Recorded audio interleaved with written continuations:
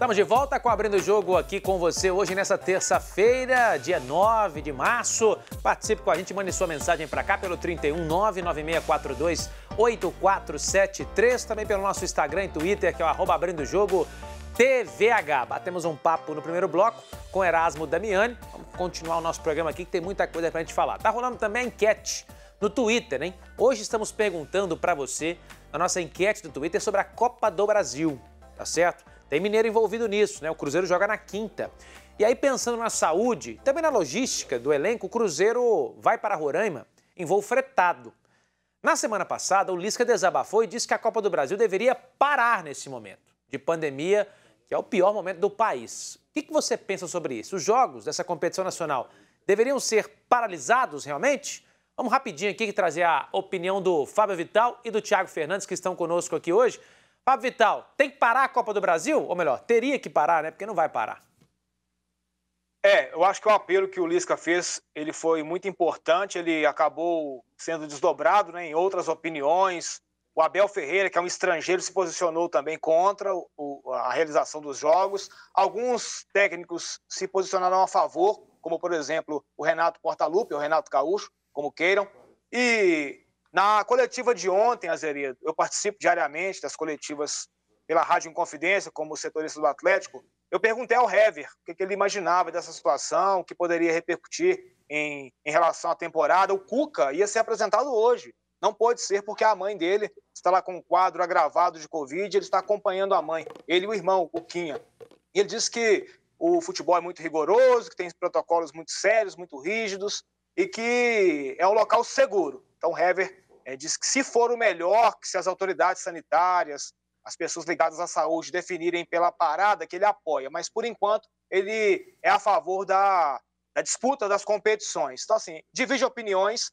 Eu acho que, realmente, o futebol é um ambiente dos mais seguros possíveis, mas nada impede que novas contaminações aconteçam. Aliás, elas estão acontecendo a todo vapor.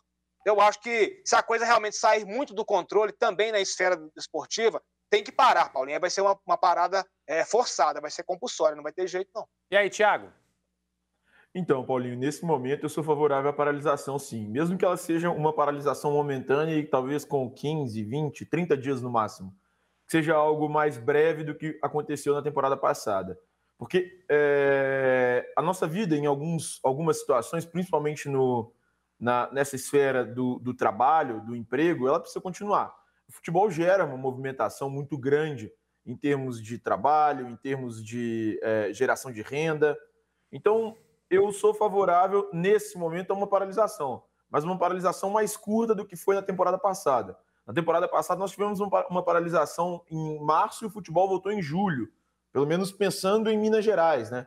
Futebol, os jogos são retomados lá no fim de julho.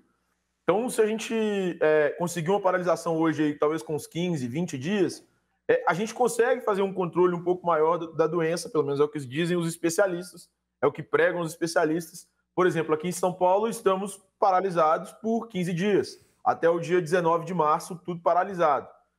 Acho até que pode ser maior essa paralisação do comércio, das coisas que estão acontecendo, porque o nível de contaminação é muito alto. Mas eu acho que nesse momento seria o mais adequado paralisar o futebol, porque a gente também não consegue ter o controle 100% do que acontece com clubes de menor orçamento, de menor receita. É claro, a CBF paga a maioria dos testes desses... A maioria não.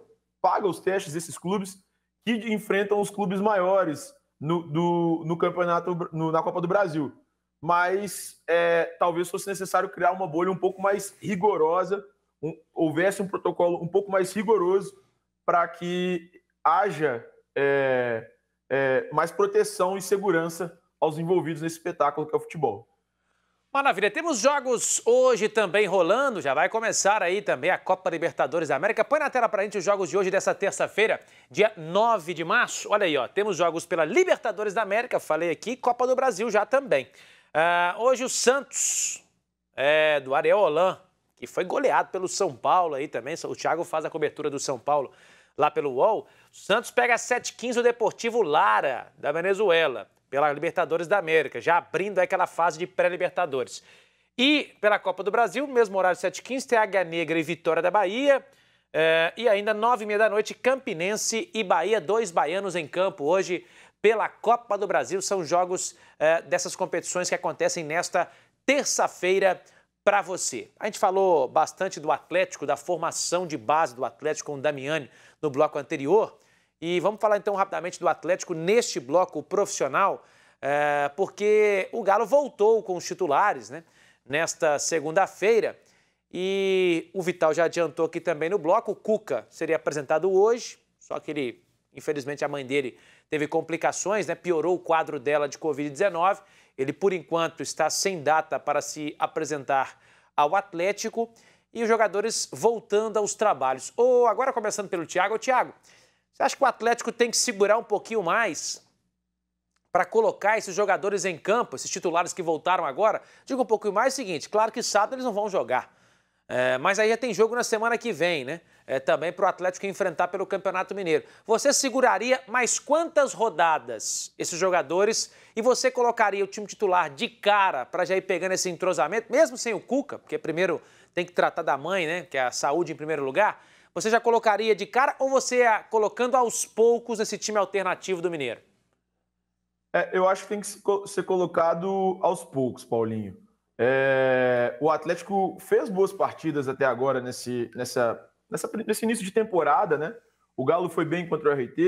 No jogo contra o Tombense, por mais que o time tenha oscilado durante a própria partida, conseguiu desempenhar um bom futebol. No jogo contra o Patrocinense no fim de semana, eu iria, obviamente, com o time reserva, mas talvez ali contra a Caldense no dia 24, que dá numa quarta-feira, ou então contra o Coimbra. Não, é mais contra o Caldense. Então, mais 2 rodadas de time reserva. E contra a Caldense, talvez eu já entraria com esse time titular, porque o Atlético precisa se preparar para a Libertadores, né? A fase de grupos da Libertadores se inicia no fim de abril, mas o Atlético precisa de pelo menos um mês ali para que esse time consiga recuperar aquele entrosamento da temporada passada, que os novos reforços, o Nath, o Hulk, que certamente serão titulares dessa equipe, consigam se encaixar melhor, da melhor forma possível, ao lado dos novos companheiros. Então, acho que o Atlético precisa ali fazer uns 3, 4 jogos de teste até essa estreia. 3, 4 não, uns 5, 6 jogos, na verdade, de teste, até essa estreia na Libertadores. Então, talvez contra a Caldense ali, eu já pensaria em utilizar esse time principal no dia 24, ou seja, teria um tempo considerável até lá, mesmo sem a participação do Cuca. O Cuca é uma peça importante nessa engrenagem, porque o Cuca que vai definir qual vai ser o time titular do Atlético durante a temporada inteira. Mas o Lucas Gonçalves e o Éder Aleixo, enfim, os auxiliares e os membros da comissão técnica fixa que estão substituindo o treinador enquanto ele não chega, eu acho que eles têm capacidade suficiente para conseguir montar um time do Atlético que renda o suficiente nesse início de temporada e que consiga ganhar ali liga e entrosamento para a estreia na Libertadores, que é sem dúvida a grande competição que o Atlético disputa nesse início de temporada. Ô Vital, tem mais um minutinho nesse bloco. Quero saber de você o seguinte: Nátio Fernandes, a situação que você falou do Gemerson aí, rapaz, tá pintando o Gemerson no Atlético, é isso? É o que se especula, vai crescendo a especulação. O Gemerson é uma opção agora para o Atlético. Depois da negativa do Miranda, acabou fechando com o São Paulo. Aliás, o Thiago tem informações aí mais detalhadas sobre isso. O Atlético foi um dos clubes que disputou aí o passe do Miranda, digamos assim. O Gemerson é a bola da vez. Hoje, mais cedo, conversamos com o Gabriel na entrevista coletiva virtual e ele foi perguntado, né, sobre o desejo dele de permanecer no Atlético, se o plano é esse. Ele disse que sim. Mas sabemos que num passado não muito distante, o Corinthians tentou o Gabriel. Então poderia haver uma troca nesse momento aí. Acho que a chance aumenta.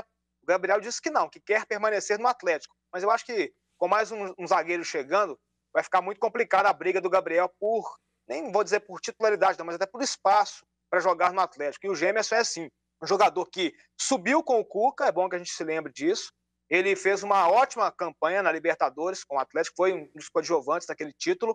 E agora volta mais experiente, né? Se confirmar da volta dele, é um jogador mais maduro, que tem uma experiência boa. A gente tem um contrato aí terminando praticamente com o Corinthians só até o meio do ano, já pode assinar um pré-contrato. E a ideia é trazer o Gemerson antes do fim desse contrato, né? Que vence em junho. Eu acho que vem sim, Paulinho, as chances são muito grandes.